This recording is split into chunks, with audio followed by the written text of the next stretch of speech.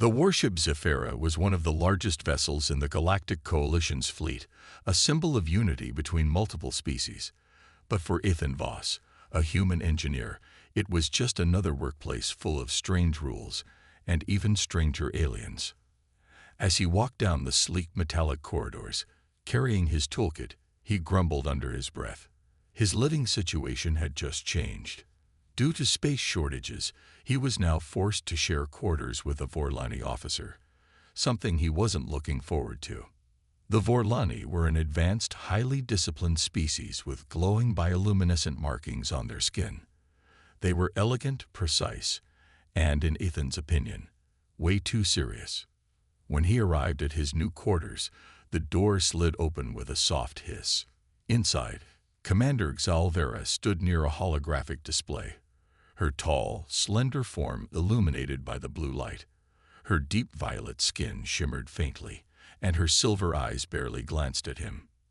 "You are late," she said coolly, her voice smooth but emotionless. Ethan frowned. "Didn't realize I was on a schedule." He dropped his toolkit on the nearest table with a loud thud. Xalvera's glowing markings pulsed slightly. Annoyance. Ethan wasn't sure. "Human, I expect order and discipline. This is my space." "Our space now," Ethan corrected, crossing his arms. "And humans don't function like machines. We make messes. We work best with a little chaos." Xalvera narrowed her eyes. "Chaos leads to failure." Ethan smirked. "And rigid thinking gets you killed." A tense silence filled the room. The two stared at each other, their cultures clashing in a single moment. Finally, Xalvera exhaled slowly, as if calming herself. "I do not have time for foolishness. Do not disturb me, and we will not have problems." Ethan shrugged. "Fine by me. Just don't go rearranging my tools." She turned back to her holographic display, clearly dismissing him. Ethan rolled his eyes and threw himself onto his bunk. This was going to be a long assignment. As the warship rumbled slightly, preparing to enter hyperspace, Ethan glanced at Xalvera once more. Despite her cold demeanor, there was something strangely intriguing about her, something he couldn't quite figure out.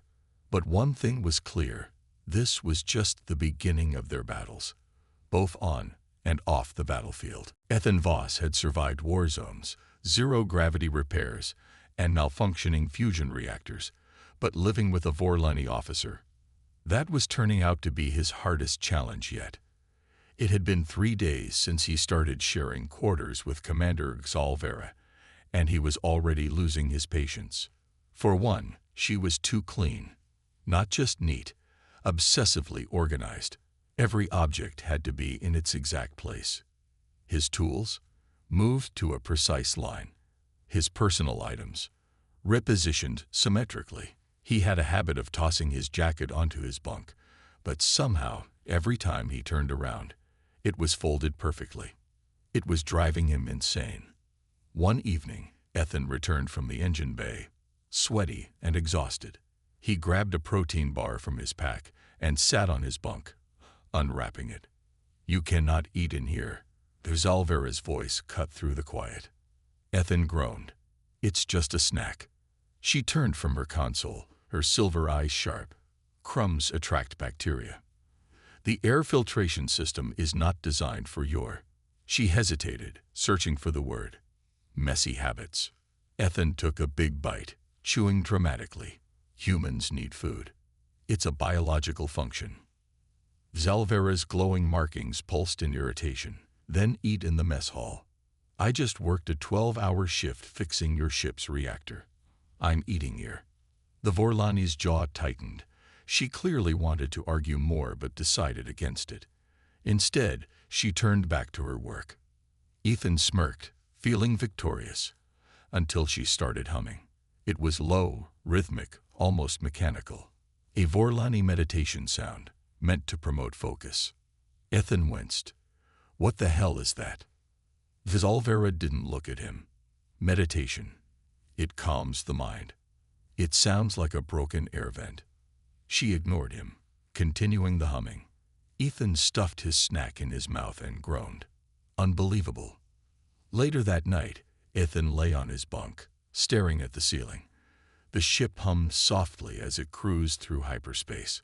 Across the room, Salvera sat on the floor, her legs folded in a perfect posture, her eyes closed.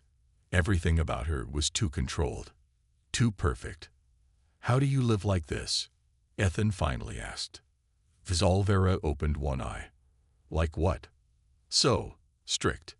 Doesn't it get boring?" She tilted her head slightly. "Discipline ensures survival." Ethan scoffed. "Yeah, but life's not all about survival." For a moment, she studied him, as if considering his words. Then, without another response, she closed her eyes again. Ethan sighed and rolled onto his side. This was going to be a long mission. Ethan Voss had been on the Zephyra long enough to know one thing. Nothing ever went smoothly. It started with a simple diagnostic check. He was in the engine bay, buried in wires, when the alarm blared through the ship. "All crew to battle stations. Unidentified enemy vessels detected." Ethan wiped sweat from his forehead. "Of course. Right when I'm in the middle of fixing this damn coolant leak." Before he could leave, the ship lurched violently. A direct hit. Sparks rained down as the Zephyra's shields absorbed most of the damage. Then his communicator crackled. "Engineering. We have a breach in Sector 7. Reactor cooling is failing. Immediate repair required." Ethan's stomach dropped. If the cooling system failed, the ship's reactor would overheat and explode. He grabbed his toolkit and sprinted through the corridors, dodging panicked crew members. When he reached the reactor chamber, Salvera was already there. "Why am I not surprised?" Ethan panted. She didn't look at him, her fingers flying over a control panel. "The enemy's attack disrupted the coolant flow. We have 6 minutes before meltdown." Ethan scanned the room. The emergency override was fried. The only way to fix it was manually, deep inside the reactor's maintenance tunnel. "Great," he muttered. "I'll have to go in." Salvera frowned. "That tunnel is highly irradiated. Your human physiology is not built for it." Yeah, got a better idea." She hesitated, then shook her head. "I will cover you." Ethan smirked. "Ah, you do care." Her markings flickered, but she ignored him. Ethan crawled into the narrow, burning hot tunnel. Sweat dripped from his face as he reached the failing coolant valve. He yanked off the damaged parts, fingers moving fast. Outside, the ship shook violently. "Salvera, what's happening?" he shouted. Her voice crackled over the communicator. "Enemy boarding parties. I am engaging them. Work faster, human." Blaster fire echoed through the ship. Ethan gritted his teeth and kept working. Almost there. Then, a red warning light flashed. A second coolant leak. His heart pounded. He needed another pair of hands. "Salvera, I need you in here." Silence. More blaster shots. Then, her voice strained. "I am occupied." Ethan cursed. No time. He reached barehanded into the panel, ignoring the searing pain as he forced the valve into place. With a final click, the coolant flow restored. The reactor's temperature dropped. Crisis averted. Ethan slumped against the tunnel wall, breathing hard. Then, Salvera appeared at the entrance, her uniform scorched, holding a disabled enemy weapon. She studied him. "You succeeded." Ethan grinned weakly. "You're welcome." She extended a hand, her glowing markings dim. After a moment, Ethan took it. For the first time, they didn't seem like enemies. Just survivors. Ethan sat on his bunk, bandaging his burned hand. His fingers throbbed from the reactor repair, but at least the ship hadn't exploded. That was a win in his book. Across the room, Salvera was silent. She stood near the console, her uniform still torn from battle, her glowing markings pulsing dimly. She hadn't said much since they left the reactor chamber. Ethan watched her carefully. "Something on your mind, Commander?" She didn't respond immediately. Then, after a long pause, she said, "You are reckless." Ethan smirked. And you're just figuring that out now. She turned to face him, her silver eyes unreadable. You risked severe radiation burns. Your actions were illogical. Ethan flexed his sore fingers. Yeah, well, if I didn't, we'd all be dead. Logic doesn't mean much when the ship's about to explode. Xalvera studied him, her expression unreadable. You humans make decisions without calculating the risks. Ethan laughed. Oh, we calculate them. We just don't let fear stop us. Her markings flickered in thought. That is strange. He leaned back against the wall. What about you? You ran off to fight those boarders alone. That was pretty reckless. Xalvera straightened, as if insulted. I was fulfilling my duty. So was I, Ethan said simply. For the first time, Xalvera seemed to hesitate. She folded her arms and looked at the floor, her markings dimming. Ethan frowned. She looked almost uncertain. After a moment, she spoke again, quieter this time. Among my people, failure is unacceptable. Every action must be precise, controlled. Ethan raised an eyebrow. Sounds exhausting. She ignored his sarcasm. When I was a child, I was different, less disciplined. My instructors forced me to correct that flaw. Ethan sat up, interested. He had never heard her talk about her past before. So you were rebellious? He asked. She shook her head. No. I simply question things. Ethan chuckled. That's just called thinking for yourself. Xalvera's gaze met his. Among my people, thinking for oneself is dangerous.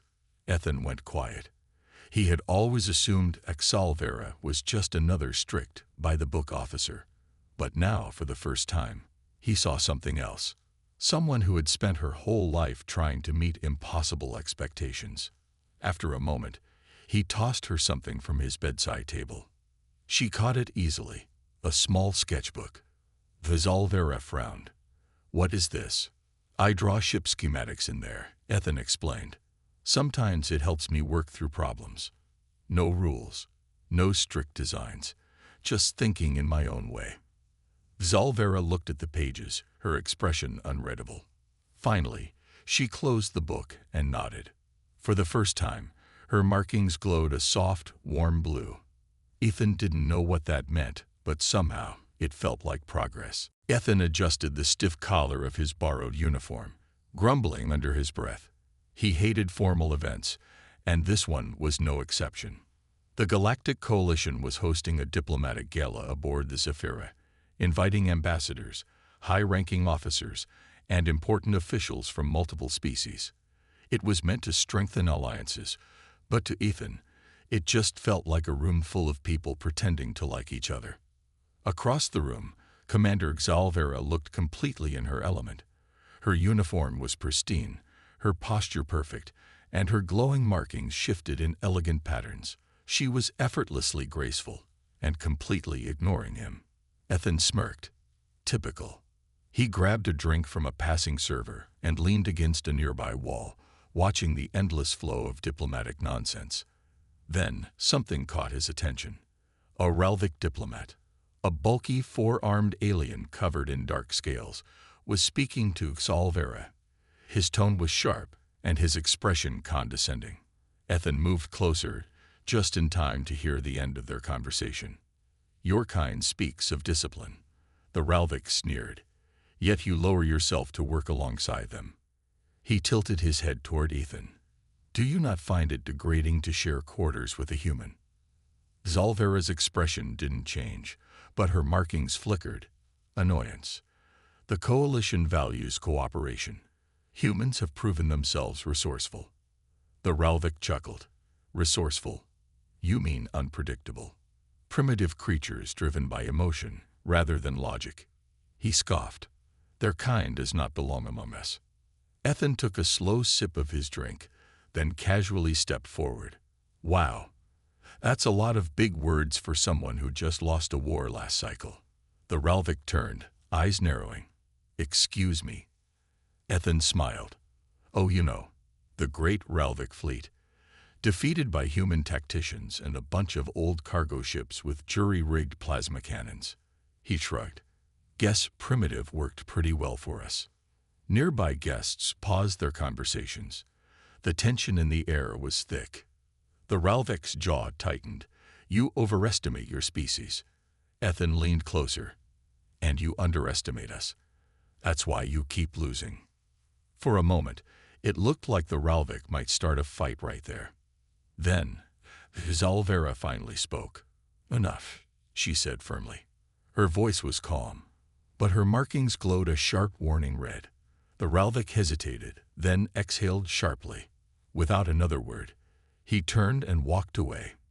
Ethan grinned. I think he likes me. Zalvera sighed. You are impossible.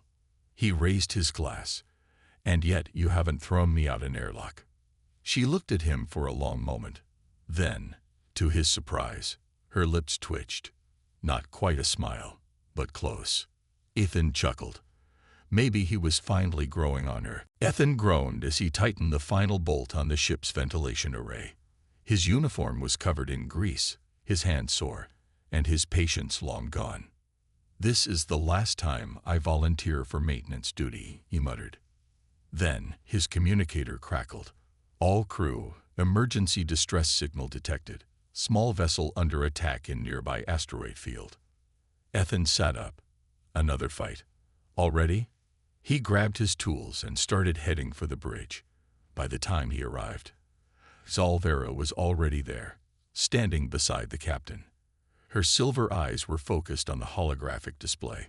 The screen showed a small civilian transport surrounded by 3 hostile raider ships. The transport's shields were flickering, and the distress signal was weak. They won't last long, Zalvera said. Captain, I request permission to lead a strike team. The captain nodded. Granted, but be quick. Zalvera turned sharply and locked eyes with Ethan. You, she said, come with me. Ethan blinked. Me? I'm an engineer, not a soldier. You fixed the reactor under enemy fire, she replied. I trust you. Ethan hesitated, then sighed. Fine, but if I die, I'm haunting you. Minutes later, they boarded a small attack shuttle. The Zephyra's weapons kept the raiders distracted while Ethan, Zalvera, and a small team of soldiers breached the civilian transport. Inside, the halls were filled with smoke and flashing alarms. Panicked civilians huddled in corners, while pirates stormed through the ship, looting supplies. Zalvera moved like a ghost, silent, precise, deadly. Her energy blade cut through the raiders with terrifying efficiency. Ethan, well, he mostly ducked for cover and tried not to die. A pirate spotted him and aimed a blaster. Ethan had no weapon. Before the raider could fire, Zalvera was there. She spun, her glowing markings flaring bright, and disarmed the pirate in one swift motion. The enemy collapsed, unconscious. Ethan exhaled. Remind me never to make you mad. No promises, she said flatly. Together, they'd reached the engine room. The civilians inside were trapped, surrounded by a barricade of wreckage. The ship was breaking apart. We need to move now, Ethan shouted. A young girl, no older than 10, clutched her mother's arm. She was too scared to move. Zalvera knelt, her usual cold expression softening. She extended a glowing hand. You are safe now, she said gently. The girl hesitated, then took her hand. One by one, they evacuated the civilians onto the shuttle. As the last one boarded, Ethan turned back to see Zalvera watching the wreckage. You good? He asked. She nodded slowly. Today, chaos saved lives. Ethan smirked. Guess humans aren't so bad, huh? Zalvera didn't answer. But for the first time, her glowing markings pulsed in quiet agreement. For once, the Zephyra was quiet. No alarms, no attacks, no sudden emergencies. Just the soft hum of the ship cruising through deep space. Ethan sat in his quarters, his boots kicked up on the table as he sketched in his notebook. His fingers moved lazily, drawing rough designs for an engine modification he had been thinking about. Then, a shadow fell over him. He glanced up to see Xalvera standing in the doorway. Her arms were crossed, her silver eyes scanning his room. As usual, it was a mess. Half-repaired gadgets, loose wires, and a pile of clothes in the corner. Her markings pulsed in mild disapproval. "You never clean," she observed. Ethan grinned. "I clean when I feel like it." She sighed and stepped inside. For once, she wasn't here to complain. Ethan tapped his pencil on the notebook. "What's up?" Xalvera hesitated. Then, to his surprise, she sat down across from him. "I have observed something," she said slowly. Ethan raised an eyebrow. "Oh, do tell." She tilted her head. "Humans create." Ethan blinked. "Yeah. So," she gestured to his notebook, "you take what exists and modify it. You experiment. You embrace disorder." Ethan smirked. "Gotta admit, it's more fun than following strict protocols." Xalvera was quiet for a moment. Then she reached into her pocket and pulled something out, a small, metal object. Ethan leaned forward. "What's that?" She placed it on the table. It was a tiny, intricate carving, a miniature model of the Zephyra. Every detail was precise, from the ship's thrusters to the tiny engraved Coalition insignia. Ethan stared. Xalvera had made this. "You sculpt?" he asked, genuinely surprised. Her markings flickered, almost embarrassed. "It is. An old habit. One I was discouraged from continuing." Ethan carefully picked up the tiny model, turning it in his fingers. "This is incredible." Xalvera studied him, searching for sarcasm. But Ethan wasn't joking. "You ever think about doing this more?" he asked. "I mean, forget rules for a second. Don't you enjoy it?" She was silent for a long moment. Then, softly, she said, "Yes." Ethan grinned. "Then you should." Xalvera glanced at him. "You are a strange being, Ethan Voss." He chuckled. "Took you this long to figure that out?" She shook her head, but this time there was no annoyance, just quiet amusement. As she stood to leave, Ethan placed her tiny ship next to his own messy sketches. For the first time, order and chaos sat side by side. The calm didn't last long. Ethan barely had time to finish tweaking a plasma coil before the Zephyra's alarms blared through the ship. "All crew to battle stations. Enemy fleet approaching." Ethan groaned. Of course, just another day in paradise. Before he could even grab his tools, his communicator buzzed. "Xalvera." "Report to the hangar," she ordered. "Now." Ethan frowned. "Hangar? Why? I'm not a pilot." "You are an engineer," she said, "and we need one for this mission." That didn't sound good. Minutes later, Ethan found himself strapped inside a stealth shuttle, staring at the approaching battlefield through the viewport. Xalvera stood beside him, securing her weapons. "We are infiltrating the enemy command ship," she explained. "Their leader, Commander Dracos, is controlling their fleet from within. If we disable his systems, we cripple their entire attack." Ethan raised an eyebrow. "And let me guess, you need me to keep our shuttle running." She nodded. "And to hack their security once we are inside." Ethan sighed. "You know, there are trained specialists for this kind of thing." She glanced at him. "I trust you." That shut him up. The shuttle launched, weaving through the chaos of battle. The Zephyra's fleet clashed with the enemy, lasers and explosions lighting up the void. Ethan gripped his seat. This is insane. Xalvera was calm. "Welcome to war." They breached the enemy ship through a maintenance hatch, slipping inside undetected. The air was thick with the scent of metal and oil. Red emergency lights flickered along the corridors. Xalvera moved like a shadow, her weapon at the ready. Ethan, on the other hand, tried not to trip over cables. They reached the control room, where a massive security console hummed with power. Ethan cracked his knuckles.